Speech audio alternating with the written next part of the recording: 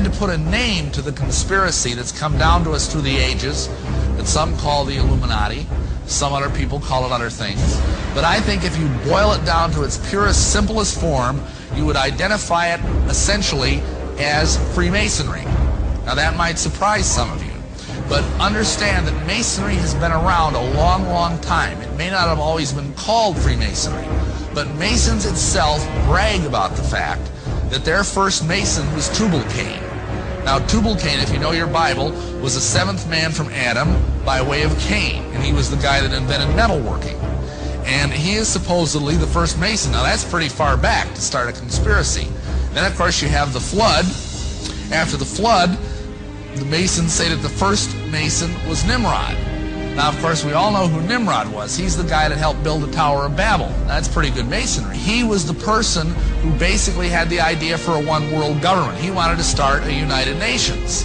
He had all these great ideas, you know, one world government, all this kind of stuff, new world order. And God had other ideas. And God came down and he cast confusion and changed the languages of the people. So they went and scattered abroad on the earth. That basically tells us what God thinks about the United Nations. This caused the conspiracy to go underground. And for centuries it existed in various forms. And if you look in the books, the literature of Masonry, you will find that Masonry says it is the direct linear descendant from the ancient mystery religions, from the ancient fertility cults. Now what does that mean? That sounds sort of exciting and mysterious and exotic.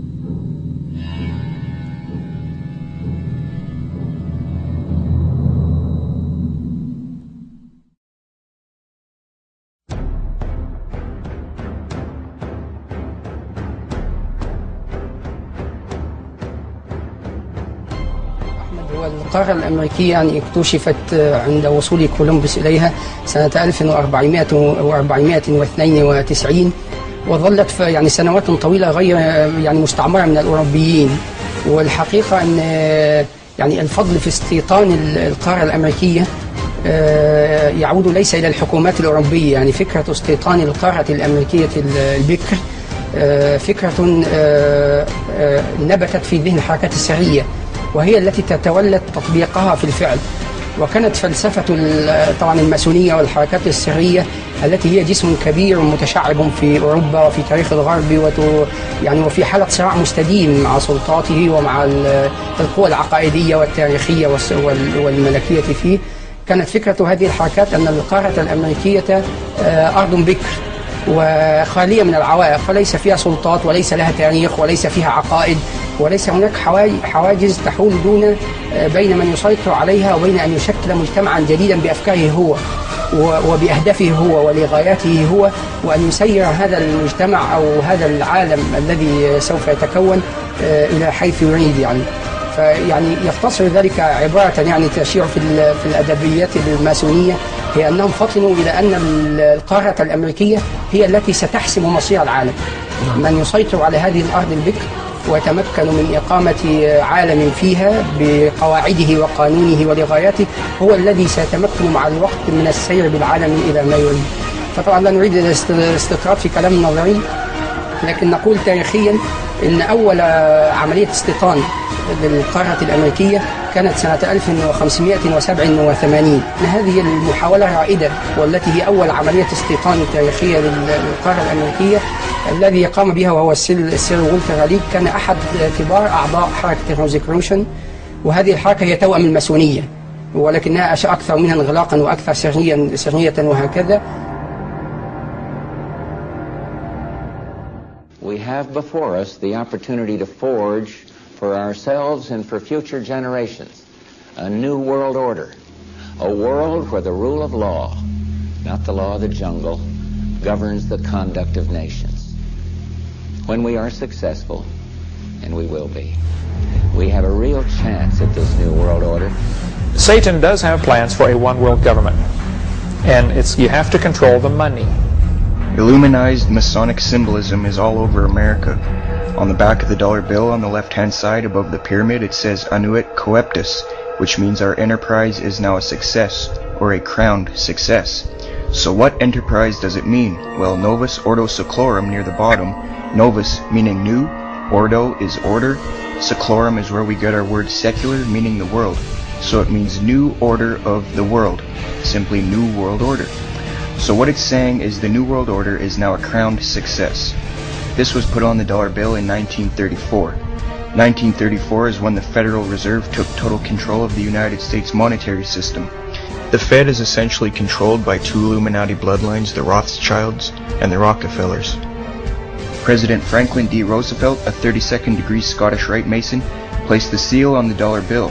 Roosevelt was also in the Order of the Nobles of the Mystic Shrine, known for its satanic rituals. The pyramid has 13 steps. In fact, the number 13 is on the bill everywhere. 13 leaves on the olive branch, 13 berries, 13 stripes on the shield, 13 arrows, 13 stars, 13 letters on E pluribus unum, and 13 letters in Annuit Coeptus. Now some people believe 13 is on the bill due to the 13 colonies, but dig a little bit deeper and you'll find the real answer. 13 also represents the 13 top Illuminati families that he traced back to the late 18th century and the early 19th century. He is credible, and that's why he was framed by the government and thrown in a cage. 1776 is in Roman numerals near the bottom. Some think it's because of the founding of the country. Another case of subliminal, indirect, reverse psychological propaganda. 1776 is when the Illuminati was formed. The New World Order. Another striking fact is that the eagle has 32 feathers on the right wing, the number of ordinary degrees of the Scottish Rite. There's 33 feathers on the left wing, representing the 33rd degree. The tail has 9 feathers, which represents the 9th degree of the York Rite. The eagle itself is a prominent icon in Masonry, extensively used in the Scottish Rite.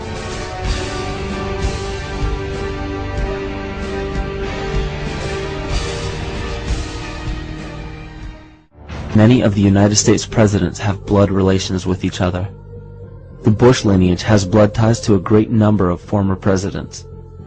George Washington, Millard Fillmore, Franklin Pierce, Abraham Lincoln, Ulysses Grant, Rutherford Hayes, James Garfield, Grover Cleveland, Teddy Roosevelt, William Taft, Calvin Coolidge, Herbert Hoover, Franklin Roosevelt, Richard Nixon, and Gerald Ford. Arion points out in his work that Bush is closely related to every European monarch on and off the throne, and has kinship with every member of Britain's royal family. Bush's family tree can be documented as far back as the early 15th century. He has a direct descent from Henry III and from Henry VIII's sister Mary Tudor. He is also descended from Charles II of England.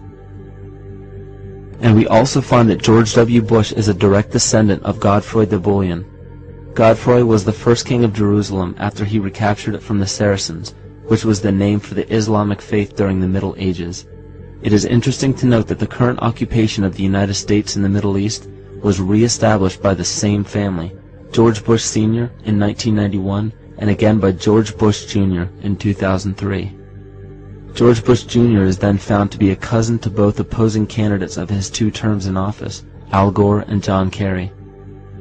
Democratic President Barack Obama also has blood ties with George W. Bush, as well as Gerald Ford, Lyndon Johnson, Harry Truman, James Madison, and the British Prime Minister Sir Winston Churchill. On the opposing side of the 2008 presidential ballot, John McCain is descended from Robert the Bruce, King William I of Scotland, and also Godfrey the Bullion. In either of those first two books, though, who knew you and Dick Cheney cousins? You know, listen, I don't think I'm going to family reunion. I don't know how I'll be greeted.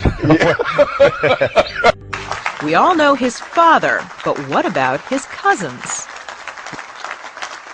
A heartbeat away from the presidency is actually a blood relation. He's President Bush's 9th cousin once removed. Cheney's cousin Barack Obama is also Bush's 11th cousin. President Lincoln was President Bush's 7th cousin 5 times removed. And Bush shared more than just a ballot with John Kerry. That's right, they're 9th cousins twice removed.